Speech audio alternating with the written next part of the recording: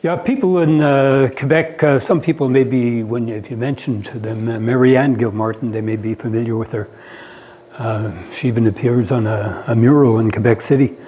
But I came across her, I forget when, and I looked into her family, realized she had been a member of St. Patrick's Parish, and her father had been a St. Patrick's Parish. So this is their story in as much as I can put it together. Surely Nato noticed that I've got the date wrong, February the 11th. The reason for that, there's a good reason for that.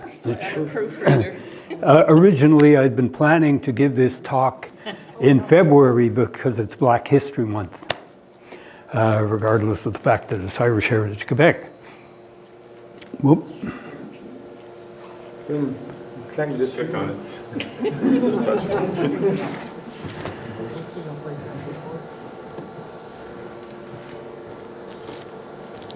There we go. Okay.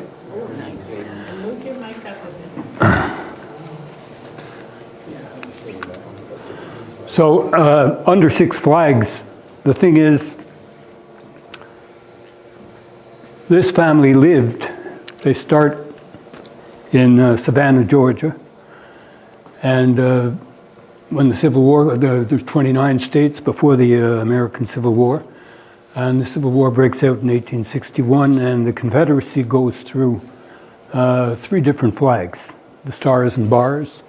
Then they take the battle flag of the Confederacy and put it on a white field, and then after a lot of blood is shed, they put the red band, it's called the blood flag. And then the Federals win, of course, and the Federation is back, and more territories have joined, so there's more stars. And finally, this family will live under the Canadian ensign of the time. So that's the explanation of the Six Flags. If you went to St. Patrick's Cemetery, one of the strangest looking tombstones you'd find is this raised sarcophagus. There's no body in the sarcophagus, of course, it's empty, but it was a style that came into effect, particularly in the United States in the second half of the 19th century and the beginning of the 20th century. And that's the lot of Lawrence James Guilmartin.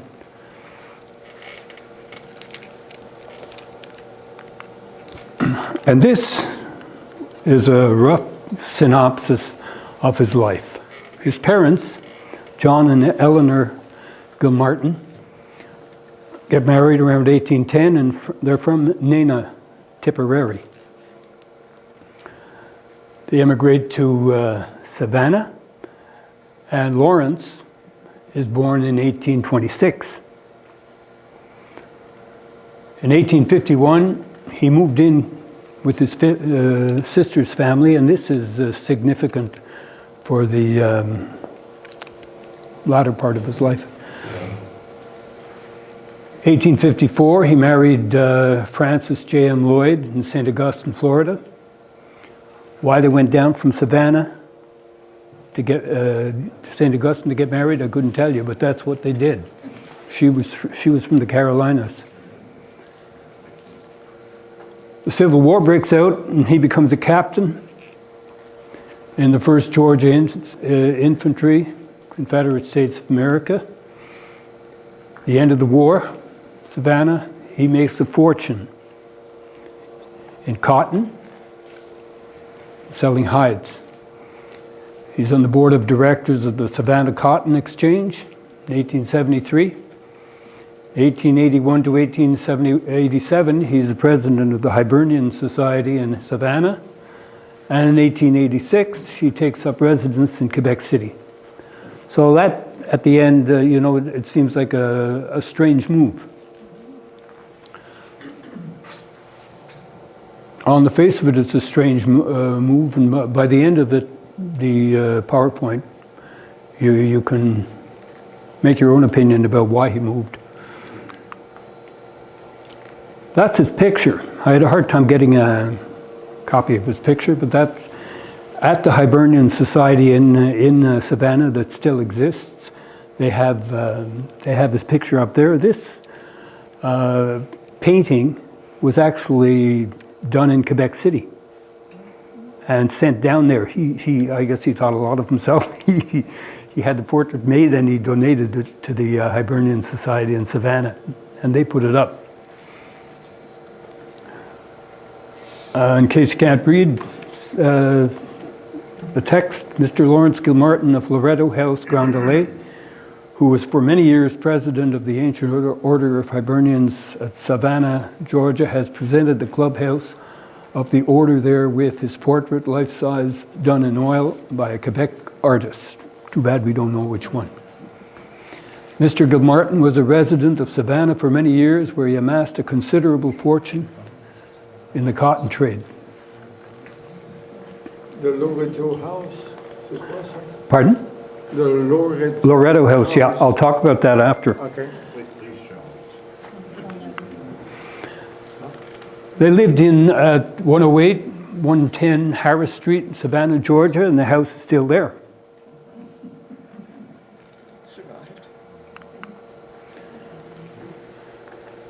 He became president of the L.J. Guilmartin and Company, active from 1850 to 1886. And he really made a fortune. I came across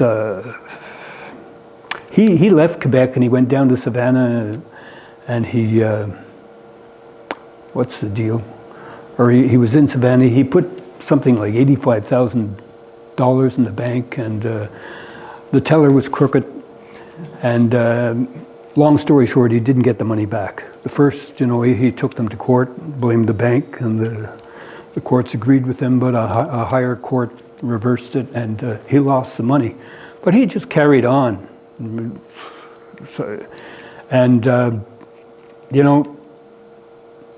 I checked out a donation he gave to the parish in 1902, $200. He was always giving money to the parish, and I checked up to see what that would be worth today, and it would be about $7,000 today. So, the guy just carried on after losing 85,000 times 35. He could carry on. I'm sure it hurt his feelings, but didn't slow him down. So he's a very rich man.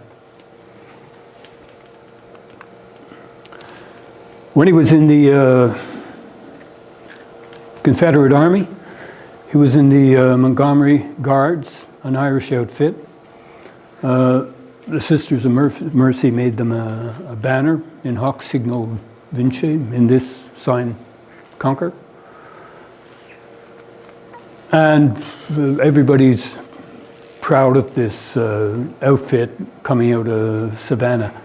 They get, at the very beginning of the war, there's a fortress out on the, Savannah is beside the water, the ocean, and there's a fortress there called Pulaski, and it was poorly defended. The Federals started bombarding it, so they surrendered, and Guilmartin and a lot of the other Confederates are taken prisoner and sent off to New York, which is good because he had relations in New York. Then they're sent off to Ohio, but there's kind of a prisoner exchange. So he comes back to Savannah. I believe he's there for when Savannah falls to the federal forces, and then his outfit moves up to the Carolinas, keeps on fighting there, and then surrenders in 1865 to General Johnson.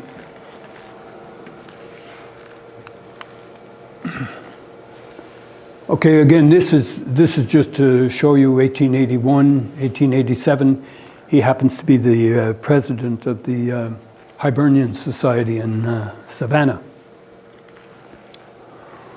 Initially, I asked them for the picture of the captain, And they said, yeah, sure, if you send us $150, you know. So one day at a meeting here, I think it was last spring or something, Pat Cole introduced me to a couple who were from North Carolina. And the guy's name was Kerry Taylor, I think.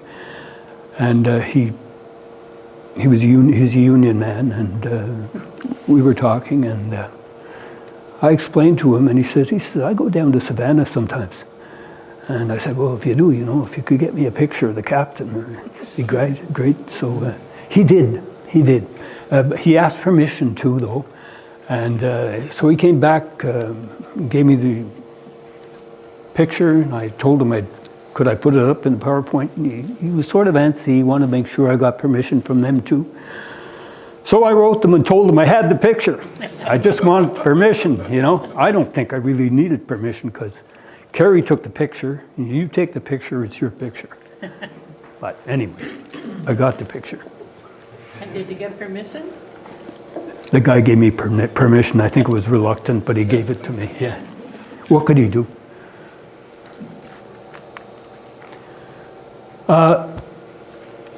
Right after the American Civil War in 1865, you can see by the old ad that you find in Quebec City newspapers that for some reason or other, Captain Guilmartin is already selling stuff.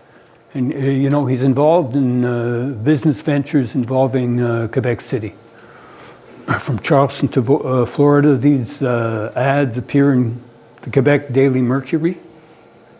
And this is in 1869. Soon after the war, he commenced business in Savannah, organizing the firm of L.J. Guilmartin, which then included, besides Guilmartin, Captain John Flannery, and Dr. Charles R. Heron. The firm conducted a large and very successful cotton factorage business, which was continued until just after the yellow fever epidemic of 1876. Then Captain Flannery retired from the firm of Guilmartin and Company, in which Dr. Heron was a part, continued until Mr. Guilmartin left the city in 1886. Since then, he has made his home in Quebec and has only on one or two occasions returned to Savannah. On one of those two occasions, he was unfortunate enough to get robbed at a bank. I mean, if you really want to, if you're mad to find a reason to leave Savannah, I find it a bit of a stretch to think that Captain Guilmartin and his family moved up to Quebec City, moved out because it's a subtropical place where you could get yellow fever and other things that you'd be less likely to get in Quebec City. I don't think that's the case. That's a picture of the one of the bells that's in the belfry on McMahon Street. And it's kind of hard to see, but Guilmartin's name is on it. Okay, you see the end of it, Guilmartin.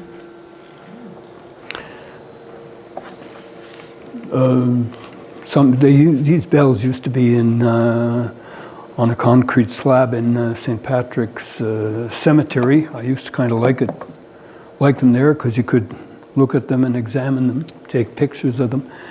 But they could have been stolen, especially the little one. You know, I could have walked off with it. So they're in the belfry on what's left of St. Patrick's Church on McMahon Street. 1896-99, he served as a trustee of St. Patrick's Parish. He was among the donors for the bells. He was a frequent donor to parish events. You see this, the superioress of St. Bridget's Asylum, which is St. Bridget's home. They used to call it St. Bridget's Asylum. Okay, I don't want you to think all the people in there were nuts. It's just the term they used at the time. Okay, with deep gratitude, the sum of $50. Okay, that's in 1891. Now I'm telling you, you could multiply that by 35 as far as value is concerned. In 1902, so it was certainly 35, that thing in 1891.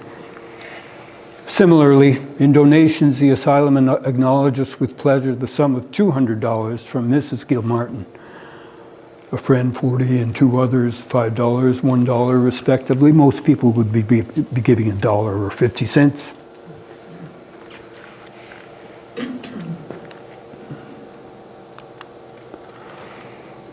They only lived about 400 yards, 400 meters from where you are sitting right now. Where you are right now is right in the Catholic cemetery. I'd say you'd be, don't get spooked though, because I think you'd actually be lower than where the bodies were. Okay, this is Clairefontaine. Okay, Scott, and they're right here. So you know the big glass building there, I think the Laurentian. That's the lot on which they lived. The Guilmartins lived about 400 meters from where this presentation has been given. I want you to keep in mind that the time I'm talking about, because they'll all have departed by 1919, 1920. This is Quebec City in 1895, where they're walking around. I want you to understand it's a much smaller city than you know it. Once you get to De Salaberry, you have fields. You have Walsh's Field. Picks up again a bit at Maple Avenue. That had developed. After that, it's field. Then there's a few cottages out on Belvedere. Then after that, it's fields, the odd big house.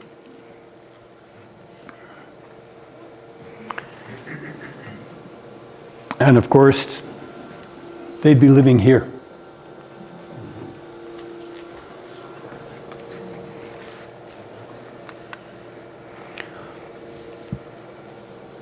When they first move in here, they move into a rooming house. They're on St. John Street,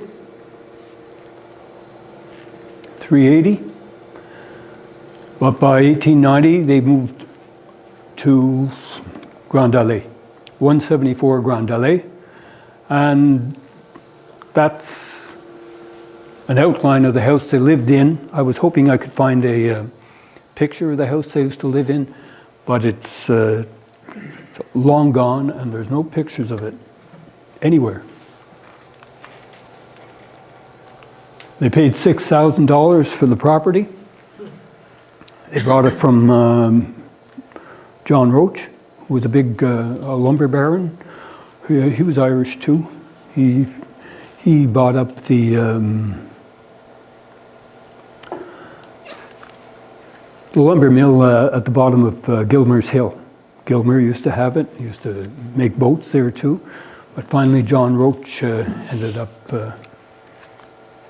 buying it and did very well for himself. As an aside, poor John Roach ended up drowning in the river. I don't really know what happened. I don't think anybody knows what happened, but that's how he came to his end. So $6,000, that would be about $208,000 in current Canadian dollars.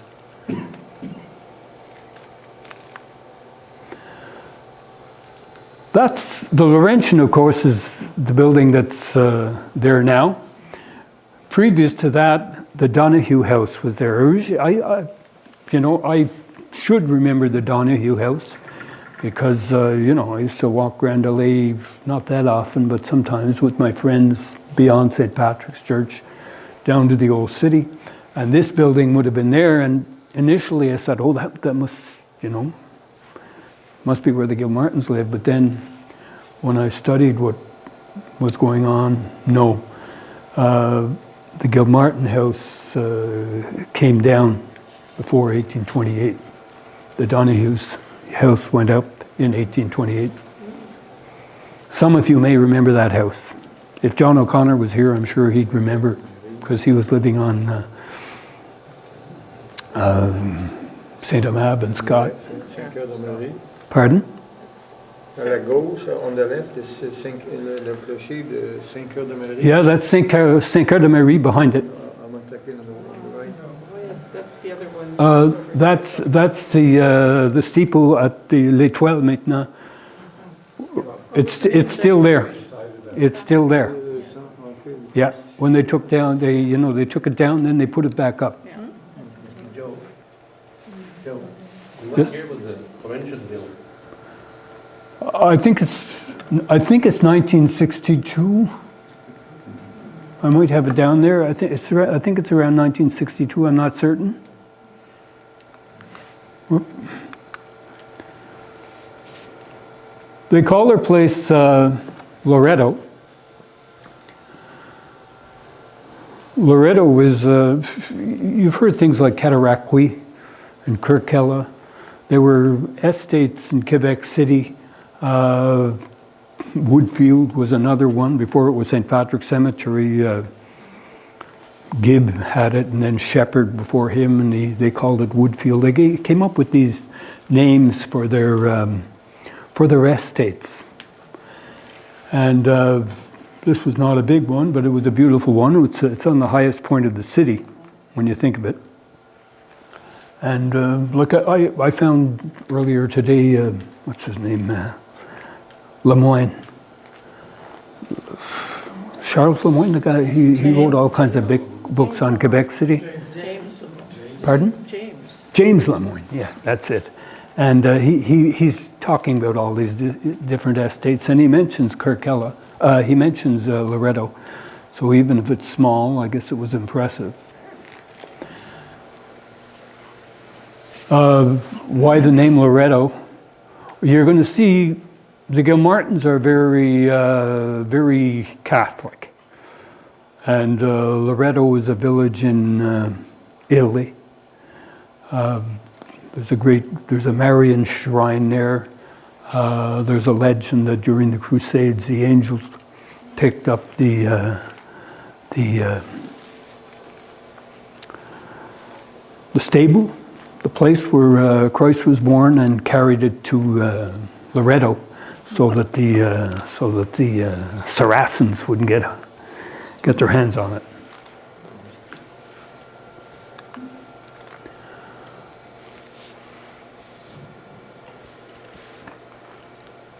Guilmartin, he died on the 17th of May, 1902, 76 years. Funeral will take place from his late residence, Loretto, and so on. He's going to be buried at St. Patrick's, funeral at St. Patrick's Church, buried at St. Patrick's Cemetery. Friends and acquaintances are respectfully invited to attend. Eventually, his wife follows suit, 1905.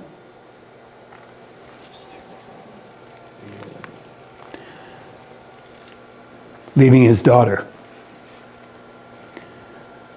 In 1860, the United States State Census slave schedules. I came across this. Schedule 2, slave inhabitants in the city of Savannah, 3rd District, in the county of Chatham, state of Georgia, page 43, lines 32-33. Francis M. Guilmartin, that's his wife, that's Lawrence's wife, is the slave owner of one 26-year-old black woman and one 2-year-old mulatto girl.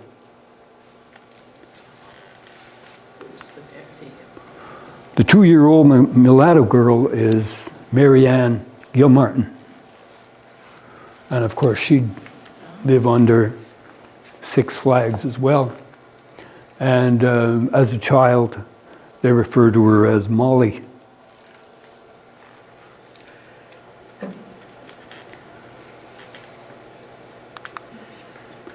This is her life in brief. She's born May 13th, 1859 in South Carolina or Georgia. By 1860, she's effectively adopted by her owners.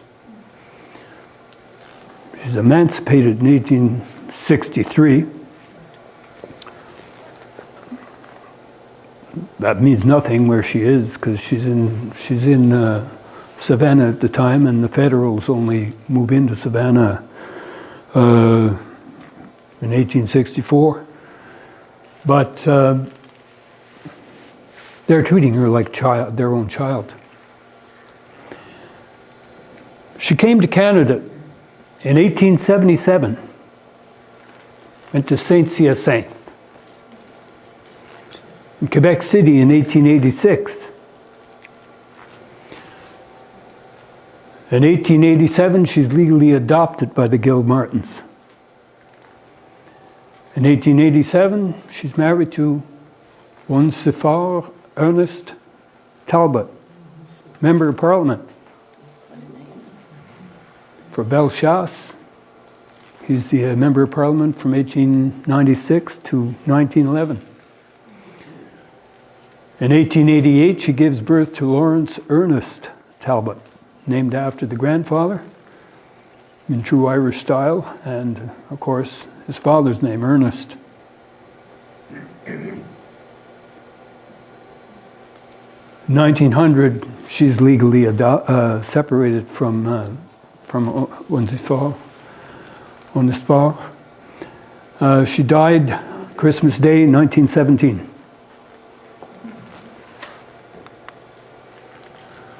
Going back to the census, this is the 1870 census. Have a look at this. Lawrence, cotton merchant. His wife, Frances, is keeping house. I can't really make out the next one, but the fourth one, you see, is Molly. And she's white. I know that for a fact. I remember my mother telling me her grandfather, Pat Doran, he was a stevedore in Quebec City, and he used to work down the coast in the winter because the St. Lawrence River would close up with the ice, and Pat would take the train down to Maine and then work the ports down to Savannah. And after the Civil War, but then in 1876, Pat stopped going down there because of the, I say after the Civil War, they stopped going down there because the freedmen ran the Irish out of the port. Okay, freedmen became stevedores. And later on, of course, with the end of Reconstruction, and the Ku Klux Klan and groups like that, Confederate veterans reestablished white supremacy. This great compromise of 1877 saw the Republican Hayes get in. Look at the electoral vote. Look at the popular vote. You know, Trump would have went mad. Okay. So they arrive at a compromise. Hayes, the Republican, gets in. Tilden steps back, but Reconstruction is finished. Okay, so the Republicans get their president in, but the Democrats get their way, who identify with the white supremacists effectively, and that's what I'm referring to as the Great Betrayal, and what they're calling the Great Compromise.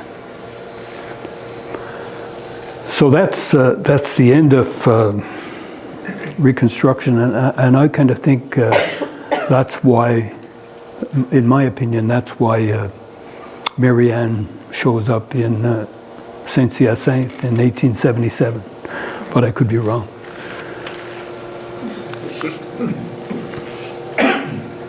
Back to L.J. Guilmartin's sister, Mary Ann. She's born in 1811. She's older than older than her brother, Lawrence, her younger brother. She died in 1896. She married Michael Prendergast, who you saw reference to earlier. They had 11 children, good Catholic woman. In 1866, Mary Ann Prendergast was living in Saint-Hyacinthe. She had enrolled her sons in seminary, John in 1859 and Felix in 1865. Other Savannah boys. And she'd send them up, she'd recruit them and send them up to school, the idea of having them become priests. Martin M. Morse, Henry Beckett, John Dwyer, James Flynn, Morris Leahy, John Maloney, Edward O'Connor, Henry Stotesbury, and William Walsh. So mostly these are Irish kids from Savannah. They send up to the seminary in Saint-Hyacinthe, which, by the way, is closed now. Sometime between 1873 and 1876, Mary Ann Guilmartin arrived in Saint-Hyacinthe. She received a quality education and was part of Saint-Hyacinthe society, singing the local choir. In October 1877, this 18-year-old girl returned to Savannah after a stay in Longueuil with her adoptive mother, during which she was photographed by Notman in Montreal, the pictures you saw. That's the old seminary in Saint-Hyacinthe.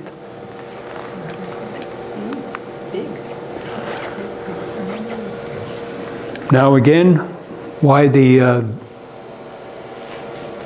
Guilmartins might have left Savannah could have had to do with the price of cotton.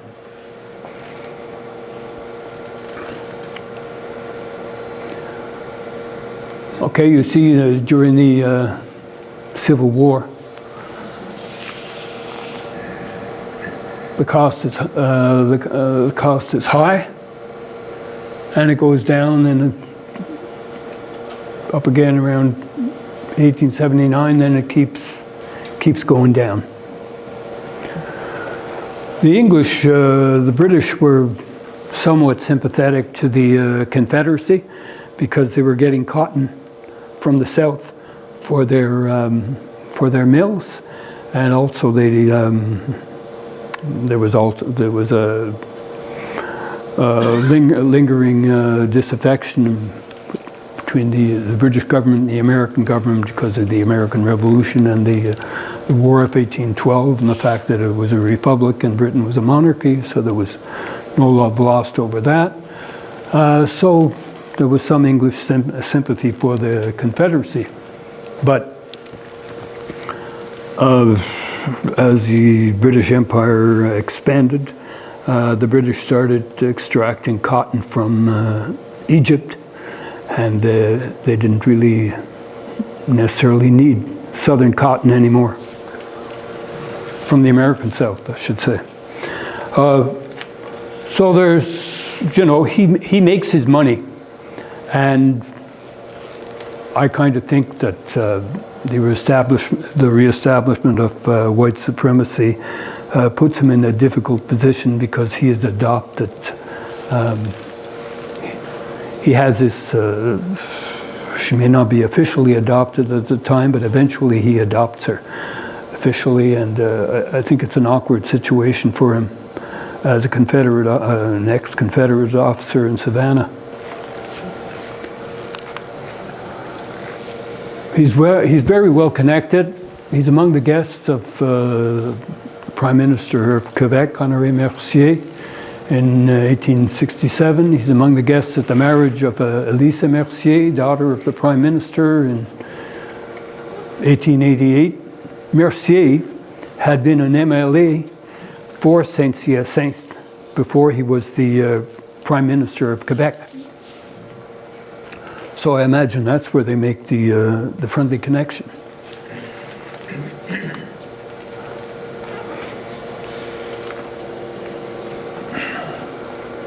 Talking about him will be regretted by his relations and Quebec merchants who knew the deceased well and respected him highly. He was a man of quiet habits and was esteemed by all who knew him intimately before settling in Quebec about 15 years ago. He had been a prosperous businessman of Savannah. He was a prominent member of St. Patrick's congregation and was for years one of the trustees. He had attained the ripe old age, being 76 at his death, kind of frightening. I'm 78. He bore a good name and upright character.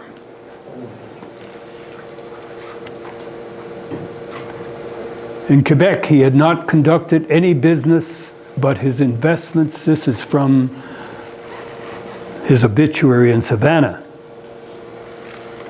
But his investments had proved fortunate and profitable, and he had added in this manner to the comfortable fortune he had already acquired when he left, it should read, Savannah.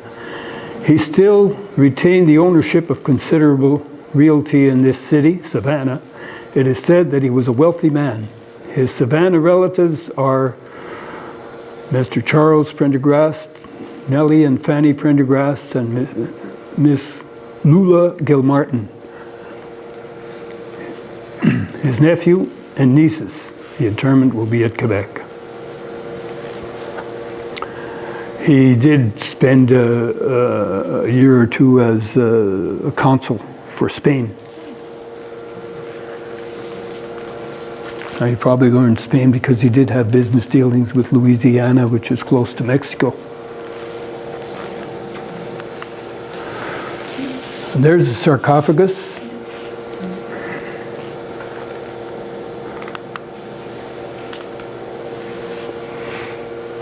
Philanthropy beyond the grave. Frances Jane Mary Lloyd, widow of the late Lawrence James Guilmartin. She leaves a lot of money, $25,000 to St. Joseph's Seminary in Baltimore, Maryland, to be applied to the education of colored youths, to the priesthood.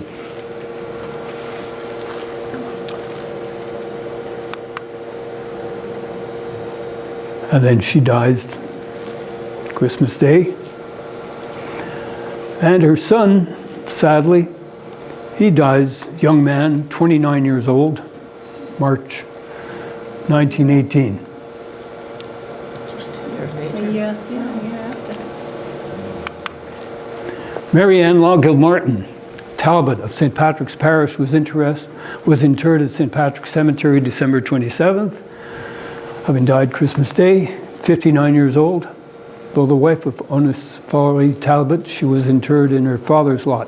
She had divorced her husband on the grounds of abusive treatment. She successfully disinherited her husband in favor of their son Lawrence, Onesphore Talbot. Onesphore tried unsuccessfully to have her will nullified. So I think it was a good thing. Now, I don't want to judge the guy myself, because I don't know the inner workings of their relationship at all, but it doesn't sound very good. He's born 1854, he died 1934, Canadian MP for Bellechasse.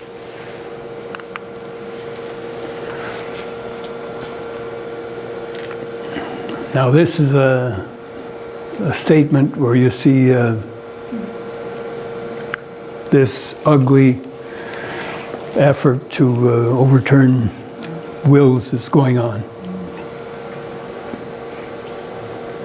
Public notice is hereby given that Onesphore Talbot of the City of Quebec, collector of provincial revenues, will apply to the legislature at its next session to secure the passing of an act for the following object: to nullify the testament deed, basically, of his wife.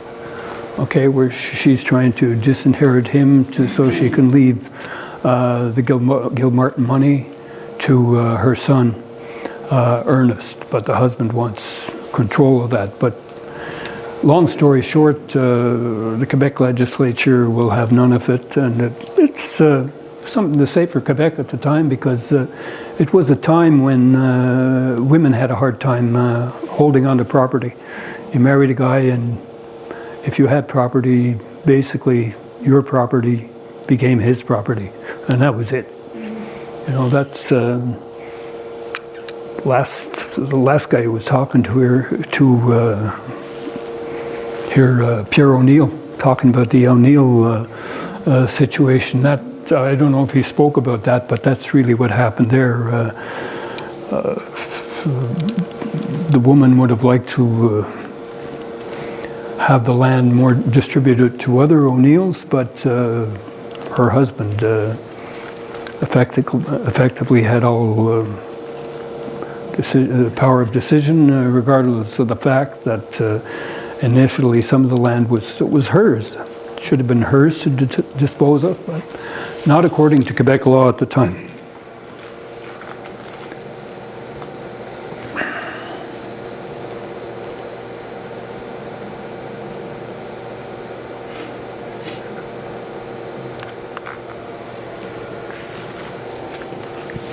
Lawrence Ernest Guilmartin died March 1st, 1918. There was a lot of money there.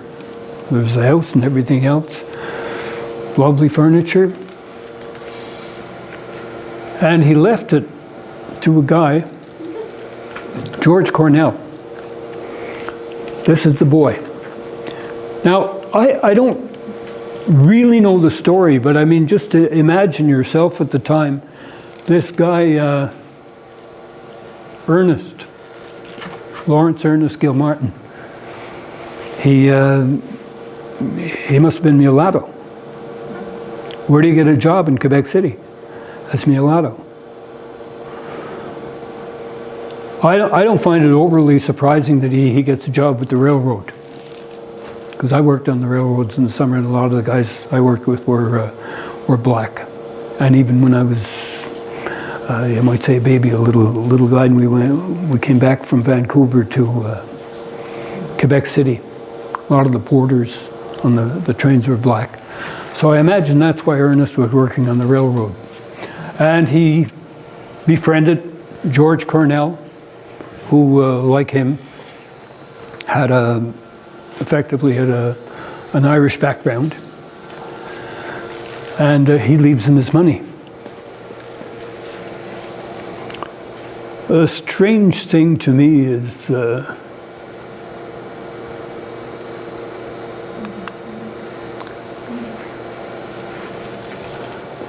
Ernest died young, 29 years. He worked for the railroad. He left half his estate to, the son of his friend, Richard Ambrose Cornell.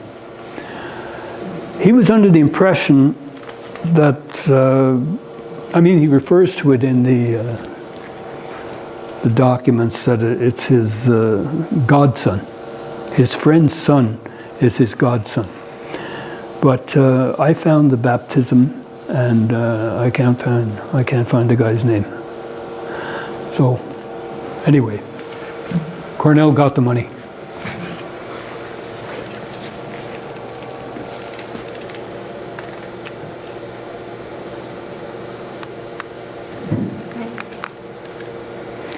Irish Heritage Quebec was happy to contribute to the repair of the stone border surrounding the gravesite of the Guilmartins.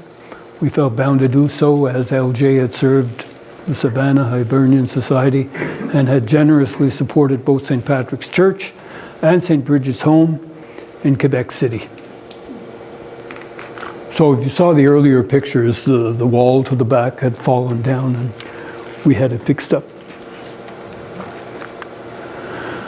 Behind Perrault School, there's a mural that has many of the different black people in the community over the past 100, 200 years. And at the very end, second from the end, you'll see Mary Ann Guilmartin. Okay, second one at the end.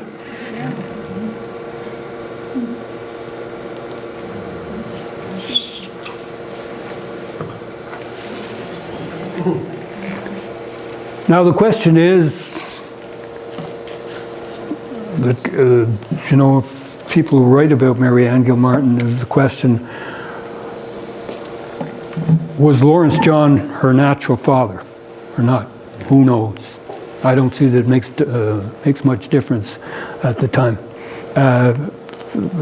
Certainly they would have made a difference at the time. I imagine tongues would have been wagging, but I don't know if they were, because I haven't come across any reference to scandal or anything like that. But you would wonder. He and his wife, Lawrence J. and his wife, don't seem to have been able to have children of their own. So I guess that's why they adopted his wife's slave's little girl. So I don't really know who her father was. That's really the story. As much of the Guilmartin story I know. I'll end up by reciting a poem I wrote for her. Tears for Mary Ann Law Guilmartin. Were you crying, Mary Ann, when your train left old Savannah? Did the tears start from your eyes when the band played old Susanna? Did you smile and think of home in our dog days of July when a band on Dufferin Terrace played Susanna, Don't You Cry? Did you wear green silken ribbons with your father and the Irish at St. Patrick's Mass and banquet, turning heads among the parish? When your marriage turned to ashes, did you wander in your tears to the days of little Molly and Savannah's troubled years? Was your heart still back in Georgia, though you lie among us here? Thank you.